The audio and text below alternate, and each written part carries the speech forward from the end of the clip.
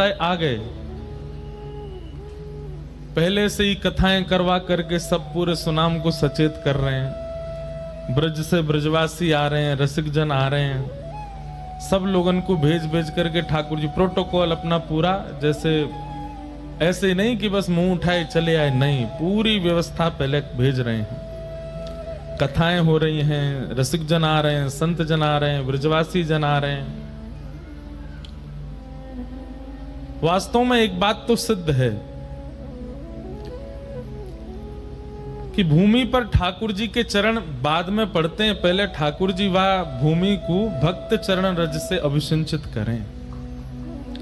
कहीं भी उठा के देख लो, ठाकुर जी जहां कहीं भी विराजे वहां किसी भक्त ने खूब भ्रमण किया होगा, और वहां के आगमन के बाद ही ठाकुर जी को आगमन भयो। बद्रीनाथ में एक विशाल नाम के राजा थे, इसीलिए बद्री विशाल कहते हैं, परम भक्त थे। इसीलिए श्री ठाकुर जी वहां उस भूमि को चुनते हैं, प्रकट हो जाते हैं नारायण रूप में। जगन्नाथपुरी में माधवदास नाम के भक्त हुए, हरिदास नाम के भक्त हुए, बलराम दास नाम के भक्त हुए, कितने सारे भक्त हुए जगन्नाथपुरी में। श्री ठाकुर जी वहां प्रकट हो गए। और तो और जिनके यहां श्री ठाकुर जी प्रकट हुए, ऐसे वे राजा भी वहां के परम भक्त थे। इंद्रद्युम्न राजा, तभी ठाकुर जी वहां प्रकट हुए। द्वारिका में ठाकुर जी प्रकट हुए, वहां पर भी अनेक भक्तों ने आकर के उस भूमि को भ्रमण कर, क्योंकि जिस भूमि पर ठाकुर जी ने लीला की वो तो समुद्र में विराजमान है, पर अब भक्तों के दर्शन के लिए द्वारिका होनी चाहिए, तो ठाकुर जी ने पहले भक्तन से वह भूमि को अभिषिंचित किया, तब प्रकट भय। दक्षिण भारत में रंगनाथ भगवान है, वहां पर भी कितने भक्त हुए, तब जाकर के ठाकुर जी गए। मेवाड़ में, राजस्थान में श्री ठाकुर जी श्रीनाथ जी के रूप में विराजमान है। मेवाड़ में ठाकुर जी जो प्रकट हुए, हमारे श्री गोवर्धन नाथ जी जो विराज रहे हैं, उसके पीछे भी कारण भक्तिमती मीराबाई। बहुत सावधानी से सुनिए सब लोग, इधर देखो। मीराबाई जब मेवाड़ में ब्याही, उनका ब्याह हुआ मेवाड़ में, और जब वर्षों तक रहने के बाद जब मेवाड़ उन्होंने त्याग दिया, तो मेवाड़ से जाते समय ठाकुर जी से कह के गई कि हे ठाकुर जी, इस मेवाड़ की आज तक योग्यता इसलिए थी क्योंकि यहां बड़े बड़े महारथी हुए, बड़े बड़े वीर हुए, बड़े बड़े योद्धा हुए। लेकिन मीराबाई के आगमन के बाद में मेवाड़ में भक्तों की इतनी जमात आने लगी कि अब मेवाड़ की पहचान भक्तिमती मीराबाई से होने लगी। तो मीराबाई ने मन में विचार किया कि कहीं ऐसा ना हो मेरी वजह से ही मेवाड़ की पहचान हो। हे ठाकुर जी, आप कृपा करना, केवल एक ही हमारी इच्छा पूरी कर दीजिए कि मेवाड़ की पहचान हमसे ना हो, आपसे हो। तब अजब कुमारी नाम की एक कुंवरी बाई, अजब कुंवरी बाई, उसको माध्यम बना करके श्रीनाथ जी गिरिराज जी से मेवाड़ आए, और आज मेवाड़ की पहचान श्रीनाथ जी से। वहां मीराबाई ने भजन किया, इसलिए ठाकुर जी वहां विराज गए। और बिहारी जी के आने से पहले यहां खूब भक्तों के चरित्र गाए जा रहे हैं, कथाएं हो रही हैं, संत जन आ रहे हैं, रसिक जन आ रहे हैं, ब्रजवासी जन आ रहे हैं, तभी तो ठाकुर जी आएंगे। सब जगह ठाकुर जी नहीं पहुंच रहे हैं, पर सुनाम आ रहा है। द्रौपदी ने अपने 5 बालकों के हत्यारे को जीवन दान देने का निर्णय लिया। भगवान इतने प्रसन्न हो गए द्रौपदी के इस प्रस्ताव से कि ठाकुर जी ने द्रौपदी को अपना नाम दिया। एक बात याद रखिएगा, परिस्थिति जब प्रतिकूल होती है ना जीवन में, उस समय आपका निर्णय कैसा होता है उससे ठाकुर जी प्रसन्न होते हैं। अभी आपके जीवन में कोई परिस्थिति बिगड़ी हुई नहीं है, सुबह रात में सो जाते हैं चैन से, सुबह उठते हैं, बढ़िया पराठा पाते हैं, दोपहर में भोजन करते हैं, शाम का भोजन करते हैं, सो जाते हैं, फिर सुबह उठते हैं, कोई टेंशन नहीं है लाइफ में। तो इसका मतलब ये समझिए ठाकुर जी की दृष्टि नहीं है आपके ऊपर, इसीलिए सहजता से चल रहे हो। लेकिन जैसे ही ठाकुर जी मन बनाते हैं कि चलो अब इसकी परीक्षा ली जाए, तो रात्रि की नींदें उड़ जाएंगी, सुबह का नाश्ता पाने की इच्छा नहीं होगी, दोपहर के भोजन आधी रोटी में ही पेट भर जाएगा, रात्रि का भोजन केवल दूध पी के सो लिया करोगे, चिंता के कारण करवटें बदलते रहोगे, नेत्रों से पनारे बंद नहीं होंगे, हर व्यक्ति पर संशय होना प्रारंभ हो जाएगा, हर व्यक्ति पर शक होना प्रारंभ हो जाएगा, हर व्यक्ति से अपनी स्थिति की मदद मांगने की इच्छा प्रकट होने लग जाएगी। समझ जाओ ठाकुर जी परीक्षा ले रहे हैं अब। और उस परीक्षा के समय पर हमारा जैसा निर्णय होता है, वो निर्णय ठाकुर जी को प्रसन्न करता है। जैसे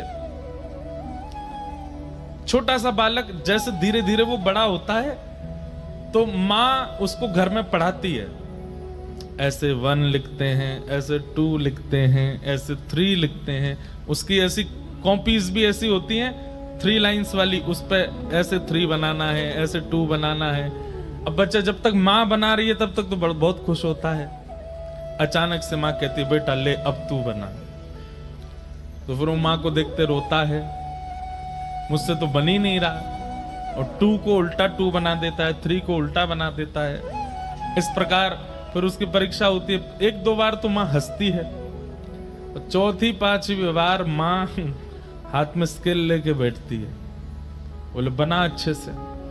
और फिर वो बालक ये सोचता है मेरी सबसे बड़ी शत्रु मेरी माँ है, मेरे पिताजी बस मुझसे प्यार करते हैं, क्यों? क्योंकि वो होमवर्क नहीं करवाते मुझसे, माँ करवाती है। कई घरों में पिता करवाते हैं। ठाकुर जी हमको कब कब अच्छे लगते हैं? जब जब सब हमारे अनुकूल चल रहा है, बिहारी जी आपसे बढ़िया कोई नहीं है, सब बहुत अच्छे हैं। लेकिन जैसे ही प्रतिकूल स्थिति आती है, भय लगने लग जाता है। वास्तव में आपको भयभीत नहीं होना है उनसे जो परीक्षा ले रहे हैं, बस परीक्षा को बुद्धि लगा करके पार करना है। जीवन में आई हुई परीक्षा में आप निर्णय कैसा लेते हैं, ठाकुर जी उससे प्रसन्न होते हैं। ठाकुर जी तो एक टास्क बना करके आपके जीवन में भेज देते हैं, और फिर ठाकुर जी इच्छा उनकी ऐसी होती है कि आप उससे निकलो, आप उसको पार करो। लेकिन जब हम भयभीत हो जाते हैं, जब हम उस स्थिति से भागने लग जाते हैं, तो ठाकुर जी बहुत निराश होते हैं। इसको इतनी कथाएं सुनवाई, आजकल तो इसके फोन में यूट्यूब में भी हम सब संत जनों की वाणी भेजते रहते हैं, फिर भी इतना विचलित हो रहा है, इतना परेशान हो रहा है, इतना दुखी हो रहा है।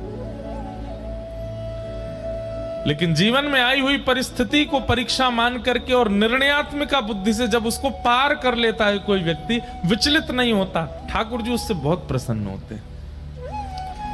इसलिए हमारी प्रार्थना बंधुओं,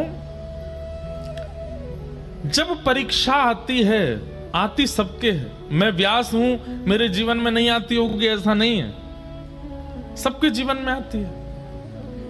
पर उस परीक्षा के समय पर विश्वास मत तोड़िए ठाकुर जी पर। आप लोग, मुझे पता है कई लोगों की ऐसी ऐसी परिस्थिति होती है, कभी कभी एकांत में जब मैं सुनता हूं तो मैं खुद सोच में पड़ जाता हूं कि इस परिस्थिति से कैसे निकलेगा।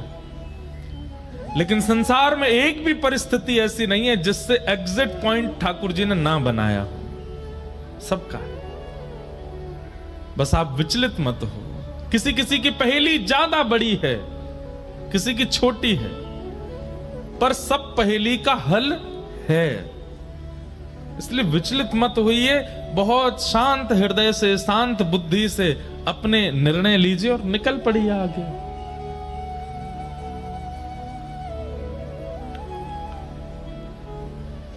ठाकुर जी की प्रसन्नता नाम जप से है, ठाकुर जी की प्रसन्नता वैष्णव तिलक धारण से है, ठाकुर जी की प्रसन्नता एकादशी व्रत धारण से है। लेकिन ठाकुर जी की अति प्रसन्नता है कि जीवन में आने वाली विचलनताओं में आप धैर्य पूर्वक खड़े हो। जीवन में आने वाले उतार चढ़ाव को आप बड़ी आसानी से पार कर रहे हो। ठाकुर जी उससे अति प्रसन्न होते हैं।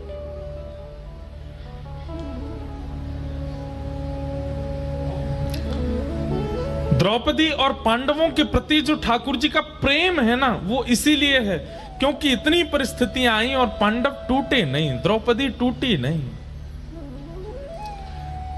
आज तो परीक्षा की पराकाष्ठा हो गई। बालक कितना प्रिय होता है मां को। बालक कभी अगर ऊधम मचाता है तो मां सबको डांट देती है, बोले इसको कुछ मत कहो, ये ऊधम करे मुझे बताओ, मैं इसको मारूं डांटू कुछ भी, और कोई इसको छुएगा नहीं। कई बार मां ऐसा बोल देती है टीचर्स को भी कि ज्यादा ऊधम मचाए तो आप इसको देख लेना, लेकिन फिर थोड़े अगर वही टीचर उसको पीट पाट दे तो फिर मां फिर लड़ने आ जाती है। बोले आपने इसको क्यों मारा? बोले इसने होमवर्क नहीं किया। तो बोले आप मुझे बताओ, आप क्यों मार रहे हो? मां कभी नहीं देख सकती कि उसके पुत्र को उसके अलावा कोई और डांटे, पर यहां द्रौपदी के 5 बालक मार दिए गए और वो हत्यारा सामने खड़ा है और द्रौपदी कहती है इसको मुक्त कर दो। द्रौपदी की बात में धर्म है, न्याय है, करुणा है, समता है। ठाकुर जी उससे प्रसन्न हो गए और भगवान ने अपना नाम द्रौपदी को प्रदान किया। अश्वत्थामा पकड़ा हुआ था। अर्जुन बोले अब क्या करें? तो आधी दाढ़ी, मूंछ और शिखा छेदन करके उसको सभा से निष्कासित कर दिया। भगवान बोले भैया अब तुम्हारा सब सुलह हो गया है, महाभारत युद्ध तुम लोग जीत गए हो, अब हस्तिनापुर की गद्दी पर बैठो, आनंद करो, अब मुझे आज्ञा दो, बहुत दिन हो गए हैं मैं द्वारिका से बाहर हूं, अब मैं वापस द्वारिका जा रहा हूं। ठाकुर जी जैसे ही रथ में आरूढ़ होकर के द्वारिका को प्रस्थान करने लगे, इतने में ही अर्जुन की पुत्र वधू, अर्जुन के पुत्र का नाम अभिमन्यु और अभिमन्यु की पत्नी उसका नाम उत्तरा। उत्तरा भगवान की ओर दौड़ी दौड़ी चली आ रही है और दोनों भुजाएं उठाकर के ठाकुर जी से क्षमा याचना करती हुई रक्षा की कामना कर रही है। हे नाथ मेरी रक्षा करो। भगवान बोले अभी द्रौपदी को मुक्त किया, अब ये कौन रोने लगा? तभी देखा कि पुत्र वधू अभिमन्यु की वधू रोती हुई आ रही है। भगवान ने तुरंत कहा उत्तरा क्या बात है, क्यों रो रही हो?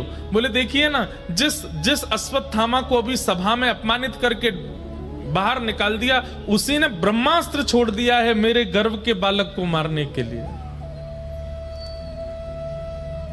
भगवान ने जैसे ही ब्रह्मास्त्र को देखा तो अंगुष्ठ मात्र एक और रूप धारण किया। एक रूप से तो सामने खड़े हैं और एक रूप से अंगुष्ठ मात्र रूप धारण करके गर्भ में प्रवेश किया और भगवान की गदा का नाम है चक्रा। क्या नाम है?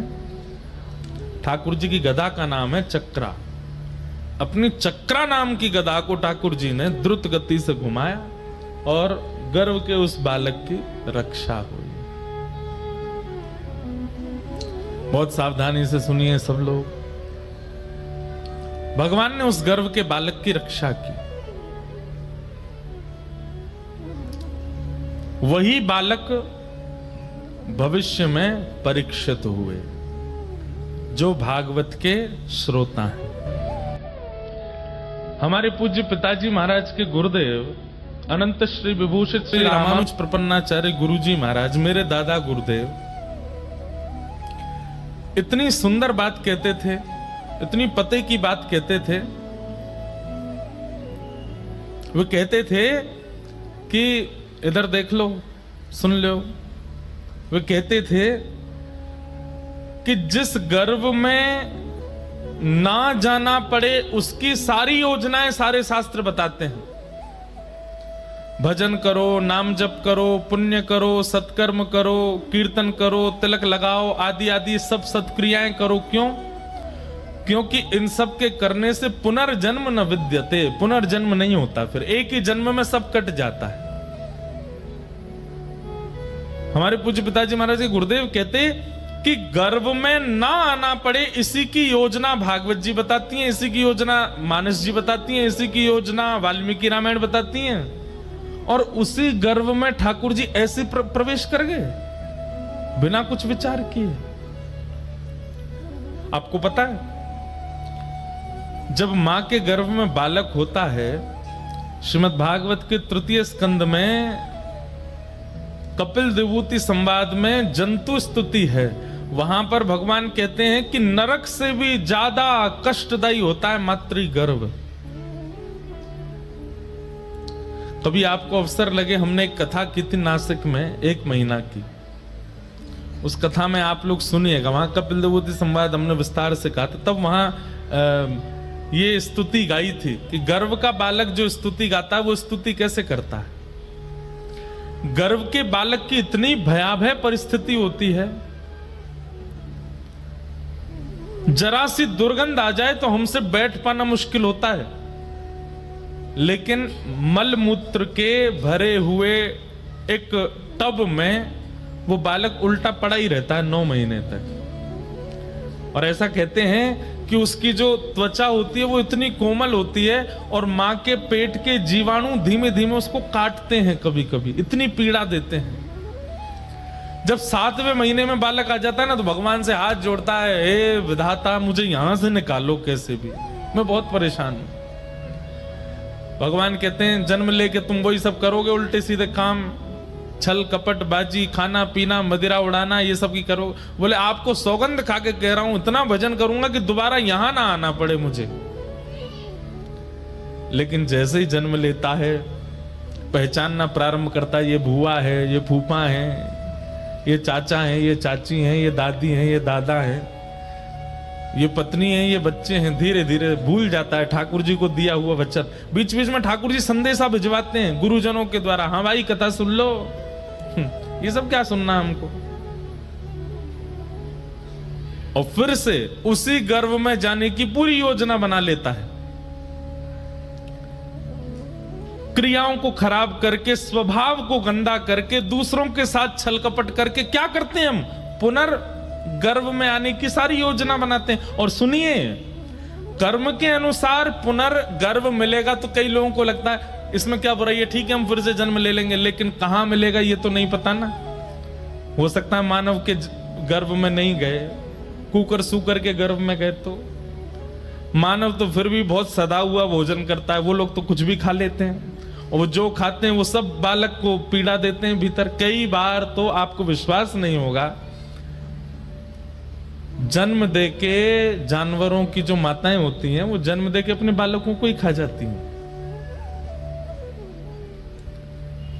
अब सोचो, कोई आना चाहता है, पुनर्जन्म लेना चाहता है, लेकिन फिर भी अपनी क्रिया नहीं सुधारता, स्वभाव नहीं सुधारता, अपने वचन नहीं सुधारता, अपने नियम नहीं सुधारता, योजना पूरी बनाता है पुनर्जन्म की। तो पूरी बात हम ये कहना चाहते हैं कि पुनर्जन्म ना लेना पड़े, उसी की योजनाएं सारी बताई गई। मातृगर्भ में ना आना पड़े, पीड़ा ना सहनी पड़े, उसी की योजना सब बनाते हैं। तो फिर भगवान कैसे उत्तरा के गर्भ में प्रवेश कर गए। हमारे पूज्य गुरुदेव भगवान, दादा गुरुदेव भगवान कहते कि भैया परीक्षित राजा है इसलिए बचाने गए नहीं, परीक्षित अर्जुन का होने वाला नाती है इसलिए बचाने गए। द्रौपदी के पुत्रों को भी बचा सकते थे ठाकुर जी, ये उत्तरा के गर्भ के बालकों को क्यों बचाया भगवान ने। तब गुरुदेव भगवान कहते हैं क्योंकि ठाकुर जी को पता है कि भविष्य में मेरी कथा का प्रथम श्रोता होगा, ये मेरी कथा का श्रोता बनने वाला है। ठाकुर जी को अपना कथा का श्रोता इतना प्रिय है कि उस प्रिय श्रोता की रक्षा के लिए गदा लेकर के ठाकुर जी गर्भ में प्रवेश किए और ब्रह्मास्त्र को नष्ट कर दिया। इसलिए आप यदि कथा में बैठे हैं तो अपना सौभाग्य मनाइए। ठाकुर जी को श्रोता इतने प्रिय हैं कि श्रोताओं के लिए ठाकुर जी गर्भ में प्रवेश करके रक्षा कर देते हैं। और केवल श्रोता की रक्षा नहीं करी है भगवान ने, वहां वक्ता श्री शुकाचार्य जी महाराज, उन्होंने भी जन्म बाद में लिया, गर्भ में मातृ दर्शन, भगवत दर्शन पहले किया।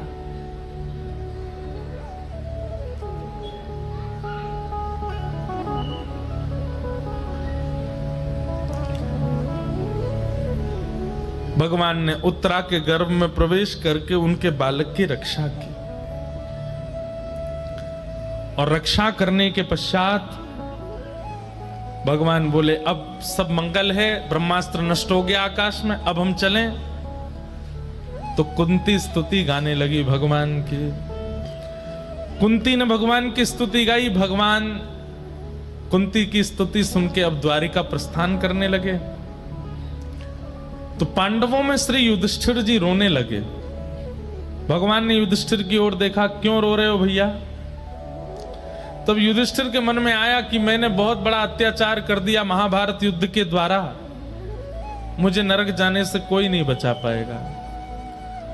तब भगवान ने सोचा कि मेरे संग रहते हुए, मेरी आज्ञा से युद्ध करने पर भी इनको संशय है अपनी गति पर। समझ रहे हैं बात को? बहुत ध्यान से सुनिए सब लोग। ठाकुर जी कह रहे हैं कि मैं साथ खड़ा था और पूरा युद्ध का नेतृत्व मैं कर रहा था, फिर भी युधिष्ठिर को संशय है अपनी गति पर। आप यदि भागवत सुनते हैं, आप यदि कथा श्रवण करते हैं, सत्संग करते हैं, रसिक जनों की वाणी सुनते हैं, और उसके बाद कभी आपको संशय होने लग जाता है अपने जीवन पर, ठाकुर जी को बहुत पीड़ा होती है, तो फिर कथा क्यों सुनते हो? रसिक जनों की वाणी क्यों सुनते हो? आपको अपने जीवन पर संशय कैसे हो सकता है? विश्वास कीजिए, ठाकुर जी के समर्पित होने के बाद में अब ये भरोसा दृढ़ होना चाहिए कि बस अब चाहे जो हो जाए हमारे ऊपर कोई दिक्कत नहीं आने वाली। जैसे अर्जुन, पूरे महाभारत युद्ध में कौरवों के हर योद्धा का एक ही टारगेट है कि अर्जुन को घेरना है। युधिष्ठिर सामने से निकल जाता है ना, तो योद्धा कहते कोई बात नहीं, इसको निकलने दो। भीम निकल जाता, निकलने दो। नकुल सहदेव अर्जुन को पकड़ो, कहां है? और अर्जुन ठाकुर जी के पीछे खड़ा है, बिल्कुल चिंता नहीं। अब आप सोचिए, 18 दिन के युद्ध में एक बाण तो लगा होगा अर्जुन को। जब इतनी बड़ी सेना का एक ही केंद्र बिंदु है, तो अर्जुन को एक बाण तो कहीं खरोंच ही आ गई होगी। कुछ नहीं हुआ अर्जुन को। क्यों? करिष्ये वचनम तव। ठाकुर जी को अपना रथ का सारथी बना करके उसने समर्पित कर दिया। मेरे जीवन की ये रथ डोर आपके हवाले, अनाथ जहां ले चलो मैं तैयार हूं। और कौरवों के उस विशाल सेना के समुद्र को आकाश से जब देवता देखते थे ना, कौरवों की सेना ऐसे लगती थी जैसे कोई विशाल समुद्र में लहर उठ रही हो, और पांडवों की सेना ऐसी लगती थी जैसे 2-4 नदियां मिल गई हों। लेकिन उस विशाल कौरव सैन्य सिंधु को भगवान ने ऐसे पार करा दिया अर्जुन को, जैसे कोई छोटे से बालक को गाय के खुर का गड्ढा लंघवा देता। एक बार भी यदि जीवन में कथा का आश्रय और ठाकुर जी का आश्रय लिया है, फिर चिंतित मत होइएगा। भगवान बोले महाभारत युद्ध की पूरी योजना मेरे नेतृत्व में हो रही है। अर्जुन को चिंता नहीं है, लेकिन युधिष्ठिर रो रहा है। और क्या कह के रो रहा है कि अब मुझे नरक में भी स्थान नहीं मिलेगा, मैंने बहुत बड़ा गलत काम कर दिया, मैंने महाभारत युद्ध करके बहुत गलत कर दिया। ठाकुर जी बोले इसको विश्वास ही नहीं है मुझ पर। तब भगवान बोले अब अपने प्रति मैं कैसे विश्वास प्रकट करवाऊं कि भाई मुझ पे भरोसा कर। तब भगवान बोले कि जब मैं स्वयं किसी का विश्वास अपने प्रति प्रकट नहीं करवा पाता, तो फिर वह विश्वास कोई भक्ति प्रकट करवाता है। एक बात कहें, आपसे बुरा नहीं मानिएगा, यदि आपने कभी सत्संग नहीं किया होता, कथा नहीं सुनी होती, किसी संत का आश्रय नहीं लिया होता, किसी वक्ता की वाणी नहीं सुनी होती, और कहीं आपको सुनाम की गली में साक्षात श्री बिहारी जी प्रकट होकर दर्शन दे देते, तो आप क्या करते? भैया सुबह सुबह कोई और काम नहीं है, आ गए हो सज धज के, चलो कहां से आए हो, कौन हो, क्या नाम है आपका, काम धंधे का समय, कहां से आए हो, चलो निकलो यहां से। बिहारी जी कहेंगे वाह भाई, हमें जाने ही ना है, हम तो प्रेम ही ना है, अब हमें भरोसा ना आया है। ये विश्वास, ये रूप माधुरी का दर्शन, ये उनके प्रति समर्पण कौन करवाता है? कथा ही तो करवाती है, कोई भक्ति ही तो करवाता है। ठाकुर जी बोले युधिष्ठिर के चित्त में जो अविश्वास प्रकट हुआ है, इसको विश्वास में परिवर्तित करने के लिए अब कोई भक्त का आश्रय लेना पड़ेगा। तभी भगवान को याद आया कि ओहो, बाणों की सैया पर लेटे मेरी प्रतीक्षा कर रहे हैं भीष्म पितामह, चलो उनके पास। और भगवान पांडवों को लेकर के भीष्म पितामह के पास गए। भीष्म पितामह को इच्छा मृत्यु का वरदान है, इच्छा मृत्यु का वरदान। इच्छा मृत्यु का वरदान मतलब जब तक वो ना चाहें, चाहे शरीर बीच से अलग कर दिया जाए, मरेंगे नहीं। छन्नी तो बना ही दिया, रोम रोम में बाण लगा है भीष्म पितामह के, बाणों की सैया पर लेटे हैं, लेकिन प्राण नहीं गए। क्यों? उन्होंने इच्छा मृत्यु के वरदान को सार्थक किया। और क्या विचार करके सार्थक किया? कि मैं ऐसे प्राण नहीं त्यागूंगा। मेरे प्राण कब निकलेंगे? बोले शंख चक्र गदा पद्मधारी द्वारिकाधीश मेरे सामने खड़े होंगे, उनके नेत्रों में मैं निहार रहा हूंगा, उनसे दो बातें हृदय की कर लूंगा, उसके बाद मेरे प्राण निकलेंगे। अब उससे पहले चाहे मेरे शरीर को कोई बीच से काट दे, मेरे प्राण नहीं निकलेंगे। मृत्यु देवी सामने खड़ी है हाथ जोड़ करके, महाराज आपके रोम रोम में बाण लगा है, रक्त की एक बूंद नहीं बची है अंदर, अब तो मुझे आज्ञा दीजिए कि मैं आपको ले चलूं। भीष्म पितामह बोले खड़ी रहे, जब तक श्याम सुंदर नहीं आएंगे उनका दर्शन नहीं कर लूंगा, प्राण नहीं त्यागूंगा मैं एक बात कहता हूं बंधुओं कि इच्छा मृत्यु का वरदान प्रत्येक मानव को मिला हुआ है। ध्यान से सुनिएगा, इच्छा मृत्यु का वरदान प्रत्येक मानव को मिला है। लेकिन बात यहां अटक जाती है कि मानव ने कभी मृत्यु की इच्छा ही प्रकट नहीं की। कोई भी व्यक्ति मृत्यु की इच्छा प्रकट करता ही नहीं, उसको जीवन की ही इच्छा है, जीवित रहने की ही इच्छा है। सब लोग इधर देखिए, बहुत सावधानी से सुनिएगा।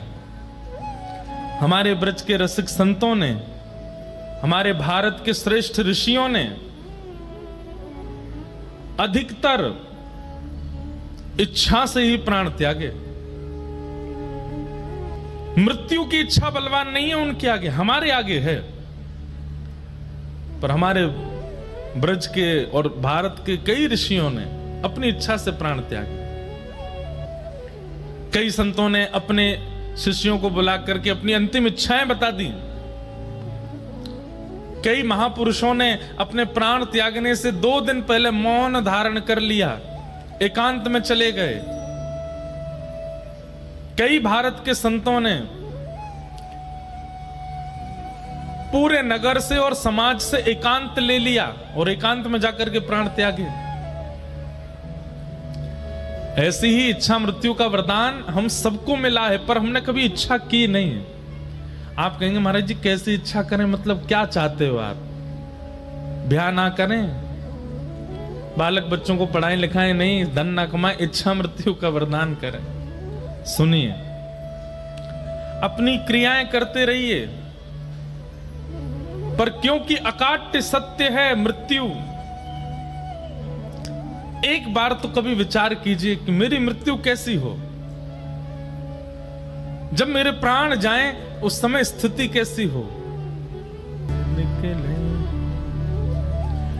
आप अपनी सब क्रियाएं करते रहिए, पर एक बार सोच लीजिए कि जब भी मेरा अंत हो, सबका होना है, तो कैसा हो। और अभी कम अवस्था में ही विचार कर लोगे और नित्य विचार करते रहोगे, नित्य विचार करते रहोगे, तो फिर ठाकुर जी योजना बनाएंगे, आपका अंतिम समय वैसे ही जाएगा जैसा आपने विचार किया।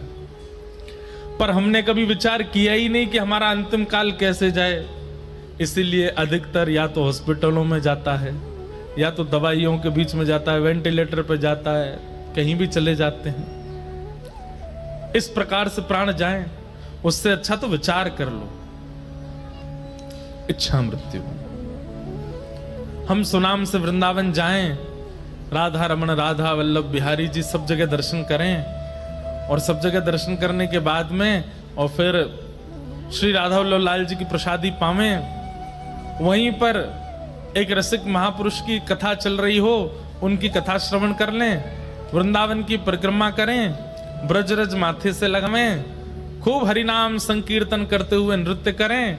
सायंकाल का समय हो जाए, सूर्यास्त हो रहा हो, लोग दीपदान कर रहे हैं यमुना जी में, और हम श्री यमुना जी के तट पर बैठे हैं, रज में सुख आसन में बैठे हैं, नेत्र बंद हो जाएं, और तभी श्री प्रियालाल जी के सुंदर अंग की सुगंध नाक में आने लगे।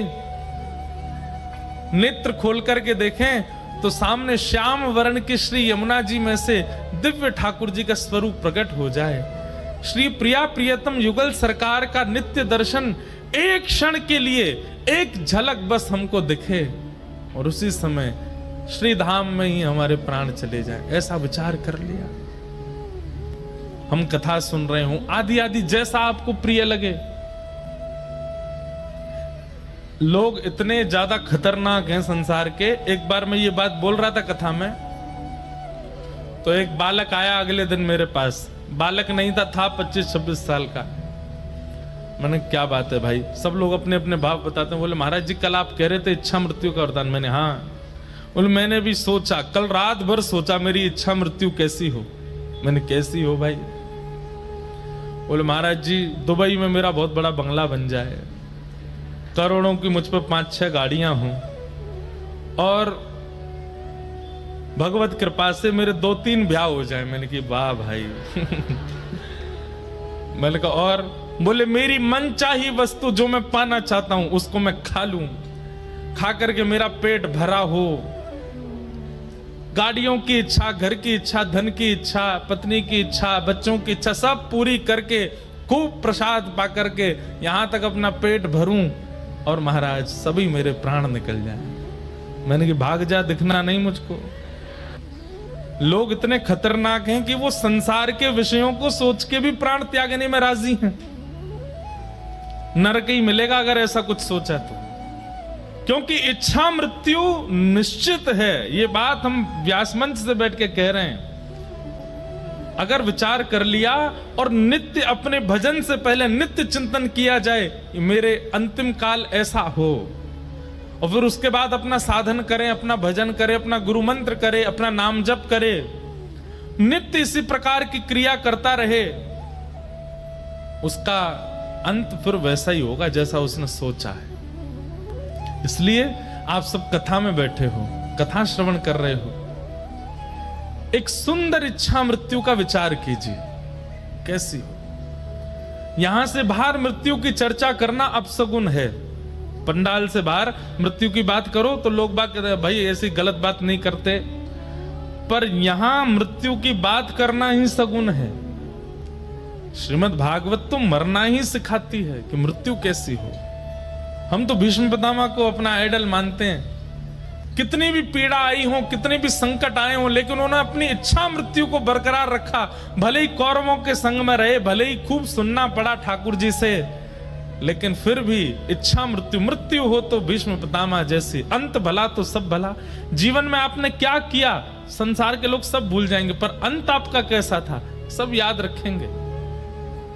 भीष्म पितामह का अंत श्रेष्ठ था। बाणों की सैया पर लेटे हैं और तभी द्वारिकाधीश पांडवों के साथ चलते हुए आ रहे हैं। भीष्म पितामह प्रसन्न हो गए, बस मैं अब अपने इच्छा पूरी करूंगा। ठाकुर जी सामने आकर के खड़े हुए। भीष्म पितामह बोले बस। कभी कभी मन करता हम कैसे बोलेंगे ऐसे ठाकुर जी से, क्या कह रहे हैं भीष्म पितामह।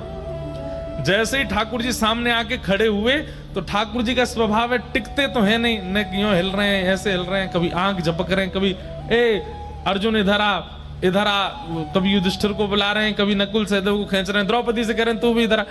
भीष्म पितामह बोले बहुत देर हो गई नाटक करते करते, सीधे खड़े रहो मेरे सामने, ये हिलो डोलो नहीं ज्यादा, मेरे पास समय बहुत कम है। भगवान स्थिर हो गए। ठाकुर जी बोले क्यों? बोले आपको देखते देखते मैं अपने प्राण त्यागने वाला हूं, और जब तक मेरे प्राण नहीं निकले आंख की पलक भी नहीं गिरनी चाहिए आपकी। डांट करके बोल रहे हैं ठाकुर जी को, हिलो नहीं।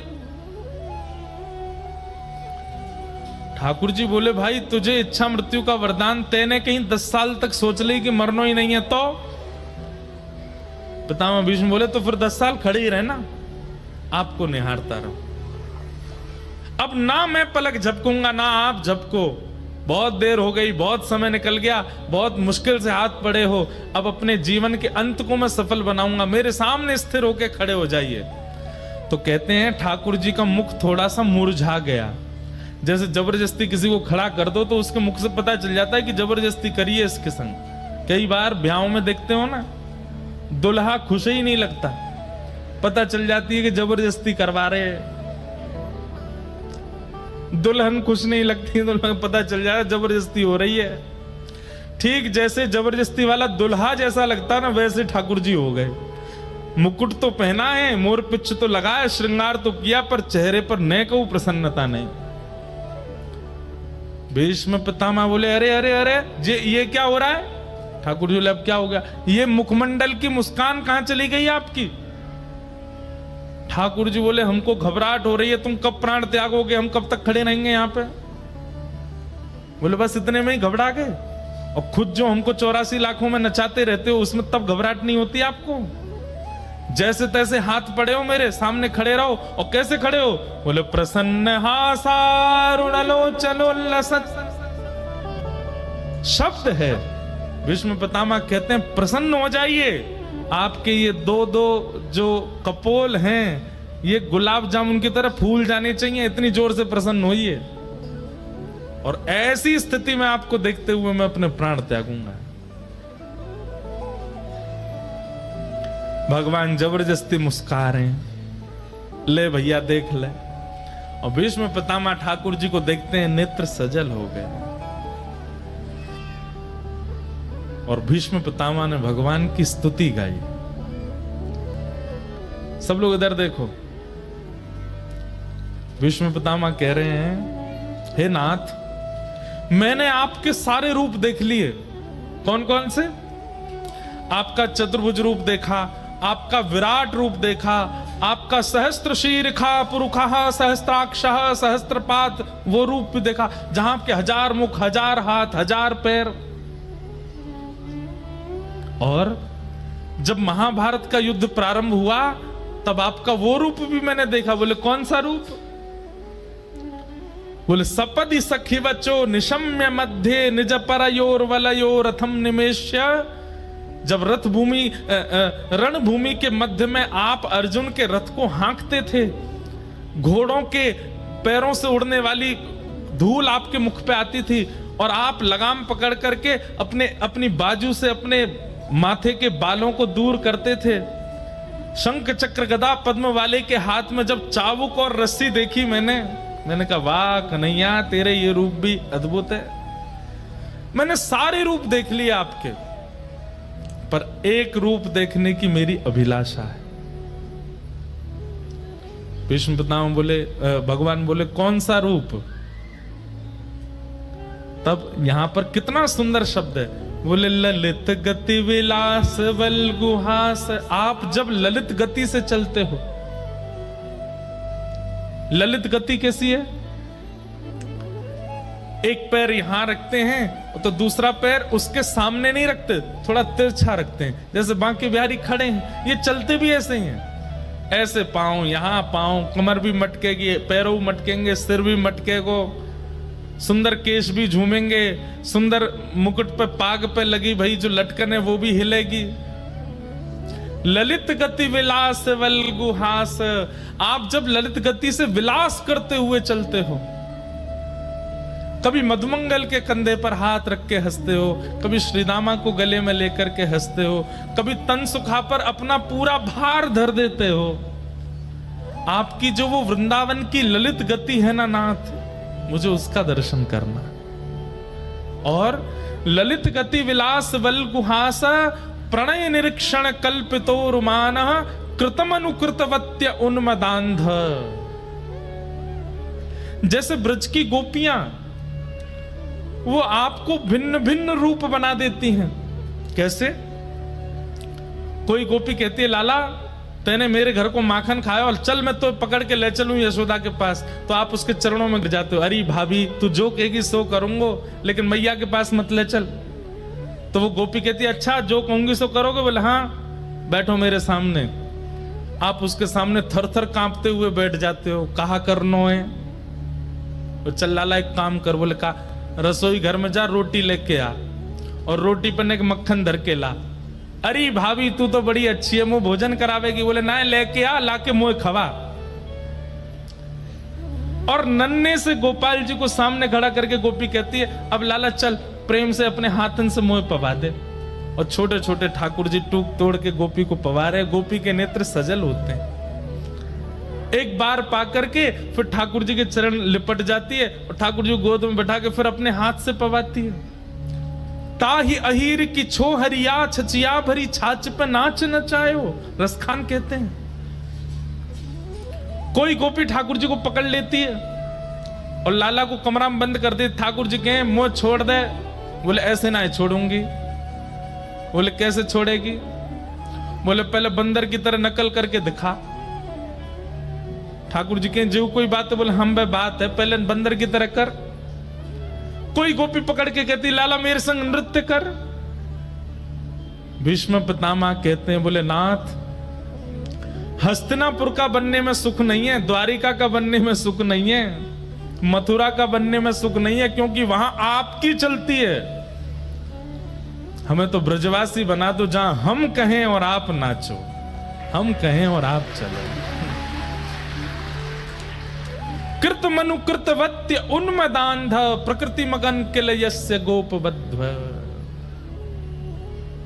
वो ललित गति का मुझे दर्शन करना है। हमारे अष्ट साप के सखा गाते हैं हे नाथ मुझ पर कृपा कर दीजिए, मेरे इस अंतिम काल में आपने दर्शन दिया मुझको, इससे मैं बहुत प्रसन्न हूं। पर मैं जाते जाते आपसे मांगना चाहता हूं कि अगला जन्म मुझे वैकुंठ में मत भेजना, स्वर्ग में मत भेजना, अन्य किसी लोक में मत भेजना, मुझे ब्रज वृंदावन में भेज देना, ताकि मैं आपकी ललित गति की चाल देख सकूं।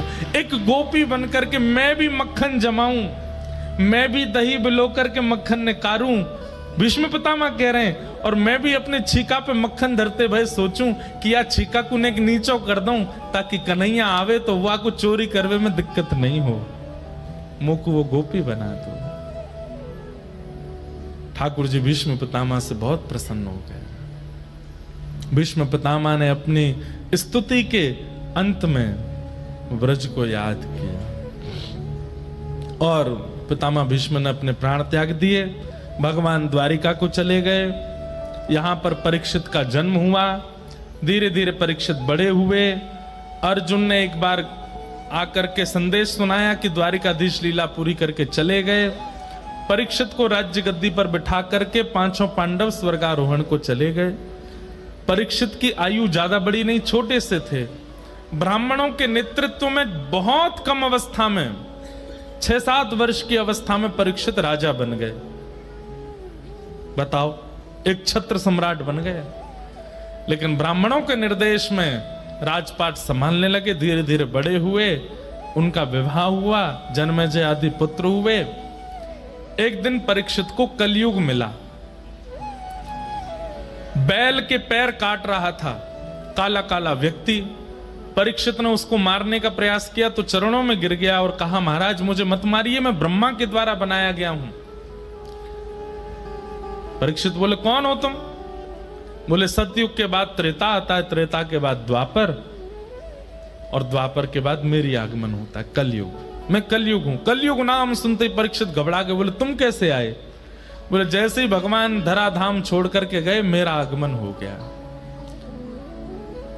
परीक्षित ने कहा कि मेरा राज्य छोड़ के जाना पड़ेगा। कलयुग ने कहा मैं नहीं जा सकता, ये युग व्यतिक्रम है, आप कृपा करके मुझे कुछ स्थान दे दीजिए, मैं वहीं रहूंगा।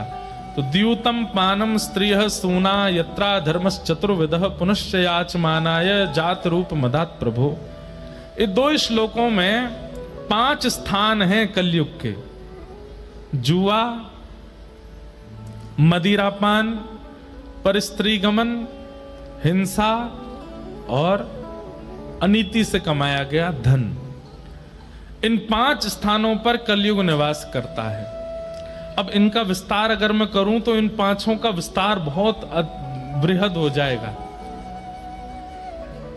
जुआ, जुआ का मतलब खेल में खेलने वाला जुआ ही नहीं होता। जुआ का मतलब धन का असद प्रयोग कहीं भी आप करते हो, वो सब जुआ है। पानम, अपनी जिह्वा पर किसी भी ऐसे पदार्थ को आप धारण करते हो जिससे आपका दिमाग अनकॉन्शियस हो जाता है, नशा होने लगता है, वो सब पानम की दृष्टि में आता है। तीसरा है परिस्त्री गमन, एक पत्नी व्रत धारण करके रहना है।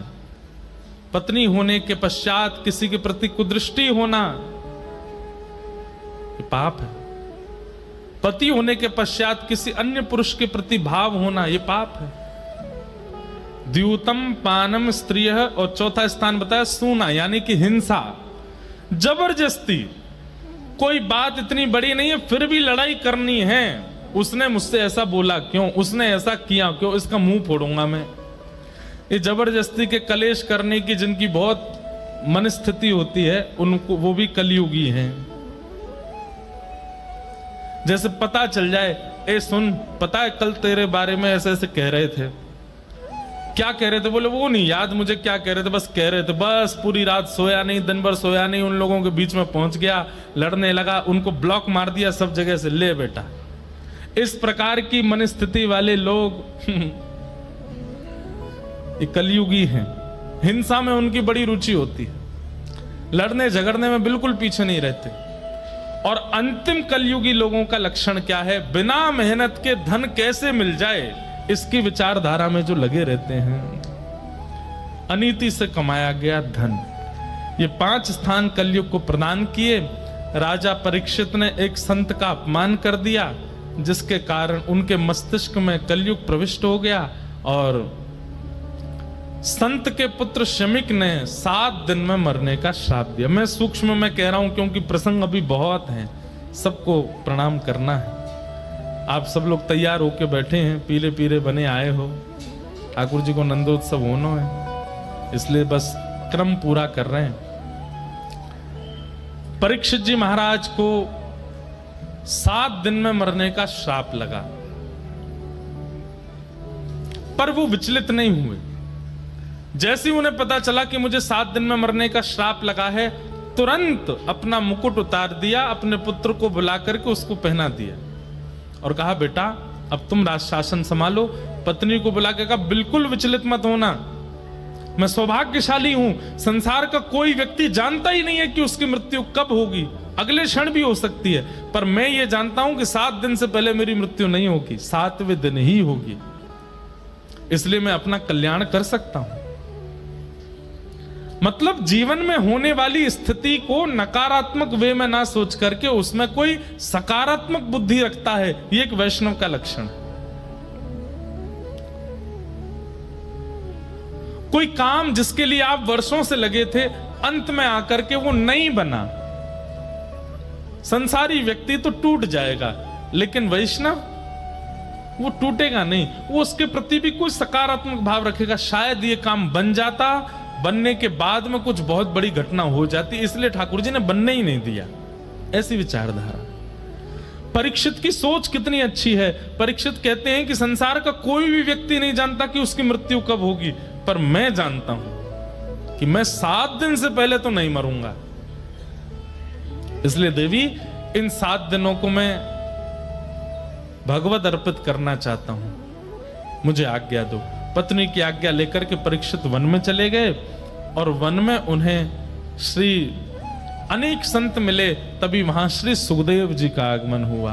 बोलो सुखदेव जी महाराज की। सुखदेव जी महाराज जैसे आकर के मंच पर विराजमान हुए, परीक्षित ने चरणों में प्रार्थना करते हुए कहा महाराज जल्दी मरने वाली की मुक्ति का उपाय बताओ, जिसके जीवन के केवल 7 दिन बचे हैं उसको मुक्ति प्राप्त करने के लिए क्या करना चाहिए, कृपा कर आप मुझे आज्ञा दें। और यहां से श्री सुखदेव जी बोलना प्रारंभ करते हैं। अब देखो एक बात सुनिएगा, सब लोग इधर देखो, सावधानी से सुनो। सुखदेव जी का प्रसंग प्रारंभ हो रहा है। कोई भी साधु, कोई भी संत, कोई भी वक्ता, कोई भी वैष्णव यदि कभी कुछ कहने जाता है ना, उसका स्वभाव है वो पहले अपने इष्ट को वंदन करेगा, उसके बाद ही कुछ बोलेगा। हम कथा प्रारंभ करते हैं उससे पहले अपनी परंपरा से जो पूज्य पिताजी महाराज व्यास मंच पे मंगलाचरण करते हैं वही मंगलाचरण करेंगे। आप सब लोग प्रणाम करके चले जाते, उसके बाद हम 5-6 श्लोक बोलते हैं, उसके बाद कीर्तन कराते हैं, फिर कथा प्रारंभ करते हैं। सीधे कहना नहीं शुरू कर देते। लेकिन यहां पर एक आश्चर्य हुआ कि सुखदेव जी महाराज मंच पर बैठे और परीक्षित ने जिज्ञासा की, जल्दी मरने वाले की मुक्ति का उपाय बताओ। इन्होंने ना तो इष्ट को प्रणाम किया, ना अपने गुरु को प्रणाम किया, ना किसी परंपरा के श्लोकों का स्तवन किया, सीधे उसको उत्तर देना प्रारंभ कर दिया। अगर वैष्णव बिना इष्ट को प्रणाम करने बोलने लग जाए तो हो सकता है कहीं ना कहीं वो हमारे किसी भाव से अप्रसन्न है, या फिर हमने जो जिज्ञासा की है वो जिज्ञासा उचित नहीं है, इसीलिए। और वही बात हुई। सुखदेव जी महाराज कहते हैं, बोले राजन, तुमने जो ये प्रश्न किया है ना, जल्दी मरने वाले की मुक्ति का उपाय क्या है, अगर तुमने लोक हित के लिए यह प्रश्न किया है, संसार के लिए यह प्रश्न किया है कि संसार के जो लोग जल्दी मरने वाले हैं वो अपनी मुक्ति कैसे प्राप्त करें, तो तुम्हारा प्रश्न अच्छा है।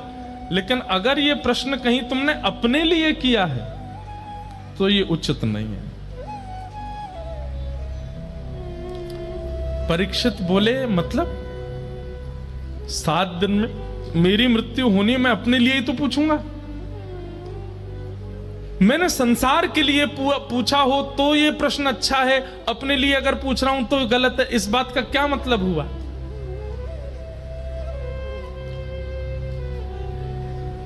जो लोग आ रहे हैं, जा रहे हैं, उठ रहे हैं, बैठ रहे हैं, हमारी प्रार्थना है। पीछे वाले लोग इतने शांति से कथा सुनते हैं, आगे वाले लोग एक तो लेट आते हैं और फिर आके उठ उठ के और भागते हैं, सबको डिस्टर्ब करते हैं। ये देखो पीछे वाले ताली बजा रहे हैं, कोई नहीं, हम तुमको ही कथा सुना रहे हैं। बिल्कुल, आगे वाले तो बैठ जाते हैं बस। वो बेचारे इतने ध्यान से कथा सुनते हैं, पर ये बीच वाले और आगे वाले, इनको उठने से ही फुर्सत नहीं होती। यहां से आएंगे वहां, हमारा भी ध्यान भंग होता है।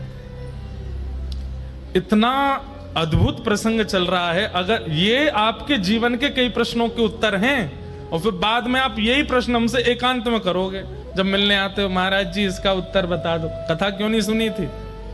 पता है आपको, ये वैसी बात हो जाती है कि टीचर ने क्लास में पढ़ाया, तब तो सुने नहीं, जब प्रश्न पेपर आ गया, सर आपने ये तो पढ़ाया ही नहीं था।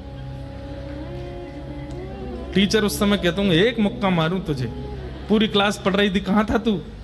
ये आगे वाले बीच वाले वही बालक हैं। जब जीवन में संकट आएगा ना तो फिर जीव निकारे डोलेंगे, हमने क्यों नहीं सुना तब? इसका प्रश्न तो महाराज जी उत्तर देके ही नहीं गए कथा में, सब बता रहे हैं हम, सुनो तो सही। अब इतनी अच्छी बात है, यहां पर परीक्षित कह रहा है कि जल्दी मरने वाले की मुक्ति का उपाय क्या है, और सुखदेव जी कह रहे हैं अगर ये प्रश्न तुमने सबके लिए किया है तो ये प्रश्न अच्छा है, पर निज अपने लिए पूछ रहे हो तो गलत है। परीक्षित बोला, श्राप मुझको लगा है 7 दिन में मरने का, तो मैं अपने लिए ही तो पूछूंगा। और आप कह रहे हैं कि सबके लिए अच्छा, तुम्हारे लिए अच्छा नहीं। कितनी सुंदर बात। सुखदेव जी कहते हैं, परीक्षित ये प्रश्न तुम्हारे लिए उचित इसलिए नहीं है क्योंकि तुम कौन हो, ये बड़ी बात है। संसार के लोग सामान्य हैं, पर तुम कौन हो? मैं पांडवों का वंशधर, बोले नहीं, गलत उत्तर दिया तुमने। मैं पृथ्वी का एक छत्र सम्राट परीक्षित, बोले यह भी गलत उत्तर है। तो फिर मुझे क्या उत्तर देना चाहिए? तब श्री सुखदेव जी महाराज कहते हैं, तुम वो बालक हो जिसकी मृत्यु को भगवान ने टाला था। तुम वो बालक हो जो अपनी मातृ गर्भ में प्राण त्यागने वाला था, पर ठाकुर जी ने आकर के तुमको बचाया। तुम वो बालक हो। तुम वो बालक हो जिसने जन्म बाद में लिया है, गर्भ में भगवान का दर्शन पहले किया है। और ऐसा बालक, बात सुनो, ऐसा बालक जिसकी रक्षा स्वयं प्राणनाथ ने की हो, जिसकी रक्षा स्वयं संसारनाथ ने की हो, जगन्नाथ ने की हो, वो बालक मेरे सामने हाथ फैला के कह रहा है जल्दी मरने वाले की मुक्ति का उपाय बताओ। तुम तो पहले ही मुक्त हो चुके हो, क्योंकि तुम्हारी रक्षा भगवान ने की है। ठाकुर जी की एक झलक किसी पर पड़ जाए, ठाकुर जी का स्पर्श किसी को हो जाए, ठाकुर जी के भ्रमण के दायरे में, जहां ठाकुर जी भ्रमण कर रहे हो उस दायरे में अगर कोई जीव जंतु भी आ जाए, उसकी भी मुक्ति हो जाती है। तुम तो वो बालक हो जिसने अपनी मातृ गर्भ में भगवान का दर्शन किया। तुम मुक्ति की कामना कैसे कर सकते हो? सीधी बात यह है परीक्षित, तुम पहले से ही मुक्त हो। तुम्हें मुक्ति की कामना नहीं करनी है, तुम्हारी मुक्ति तो होगी होगी, क्योंकि तुम तो ठाकुर जी के संस्पर्श के बालक हो। इसलिए ये प्रश्न अगर तुम अपने लिए कर रहे हो तो ये उचित नहीं है, क्योंकि तुम्हारी मुक्ति से कोई अभिप्राय नहीं है। शुक्राचार्य जी महाराज कहते हैं, भगवान ने मां के गर्भ में प्रवेश करके तुमको केवल इसलिए बचाया कि एक दिन तुम मुक्ति मांगो। वही मुक्ति जो पूतना को भी मिली है, वही मुक्ति जो शूर्पणखा को भी मिली है, वही मुक्ति जो कुंभकर्ण को भी मिली है, वही मुक्ति जो रावण को भी मिली है, वही मुक्ति जो कंस को भी मिली है, वही मुक्ति जो अघासुर, बकासुर, धेनुकासुर, सारे असुरों को यह मुक्ति मिल चुकी है। वही मुक्ति परीक्षित भी मांग रहा है। तो फिर भगवान ने तुम्हारी मां के गर्भ में तुमको बचाया क्यों? ठाकुर जी को कोई उम्मीद है तुमसे, इसलिए। एक बात बताएं बंधुओं, लगभग संसार का हर व्यक्ति अपने जीवन में एक बार तो ऐसी स्थिति से निकल के आता है जहां वो मृत्यु के बिल्कुल किनारे पे खड़ा था और वो बच जाता है। बस कैसे कृपा हो जाती है, क्या होता है, इसका मतलब क्या है? ठाकुर जी एक मौका, अवसर तो सबको देते हैं। हम सब परीक्षित हैं, हम सबको ठाकुर जी कभी ना कभी जरूर बचाते हैं, लेकिन उसके बाद भी हम संभलते नहीं, फिर भी संसार की क्रिया और फिर अंत में मुक्ति की कामना करते हैं। हम सबको श्री सुखदेव जी महाराज कह रहे हैं, तुम्हारी रक्षा भगवान ने क्यों की थी उस दिन? इसीलिए कि तुम एक दिन मुक्ति मांगो। मान लीजिए आप नाम जापक हो, मैं कथाकार हूं, हम दोनों को ही मुक्ति मिल जाए और हम दोनों हाथ पकड़ करके गए वैकुंठ, और हम बड़े प्रसन्न, भाई सुनाम से अकेले तुम और मैं दोनों जा रहे हैं वैकुंठ। वैकुंठ में जैसे हम पहुंचे, बोले हमको तो मुक्ति मिली, हमको तो मुक्ति मिली। वैकुंठ के द्वार खुले, भीतर प्रवेश किए, बहुत ऐसा लग रहा था हम कितने इंपॉर्टेंट हैं। और जैसे ही भीतर गए तो हमको कहां बैठा दिया गया, लीजिए आप यहां बैठ जाओ। हम जाके बैठ गए, हमने देखी, हाँ भाई लंबी लाइन है यहाँ पे, देखें तो और किस किस को मुक्ति मिली है। अरे ये तो अमृतसर वाले भाई साहब हैं, इनको भी मुक्ति मिली है।